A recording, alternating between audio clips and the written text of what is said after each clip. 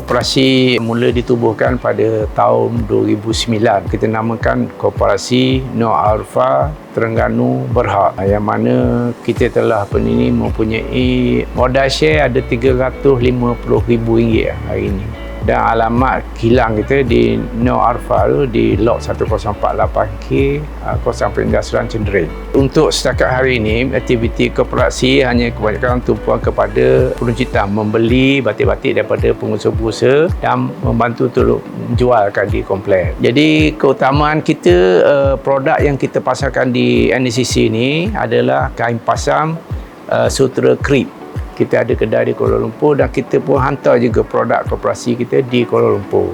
Jadi kalau Nur Alfa ni, kita memang niat kita nak bantu koperasi. Jadi kita kerja lebih baik, lebih jelas, lebih true, transparent. Memanglah daripada awal, dulu memang kita pun selalu beritahu kepada media pun, supaya yang paling pentingnya rakyat kita ni harus ditanam jati diri. Jadi sebab tu saya selalu cakap, saya lah kurang-kurangnya beli pakai batik-batik yang diusahakan oleh orang kita. Jadi kita beli hak kita, ekonomi akan bergerak. Sebab tu saya kata jati diri must be strong. Jadi kena semangat nak hak kita, pakai hak kita. Itu yang diamalkan oleh kita tengok negara jiran kita, Indonesia, Thailand, Filipina, Burma, semua orang. Indonesia dia bagi batik dia pergi mana-mana luar negara pun dia pakai baju batik dia. Kita nak biar produk hak tempatan kita walaupun pakai digital, tapi produk yang digital tu mesti design pun adalah corak-corak design Malaysia. Kita kena identify kan, that is corak Malaysia. Kita ada pereka-pereka kita pun reka design yang Malaysia. Kita pun kenalkan, beritahu design Malaysia.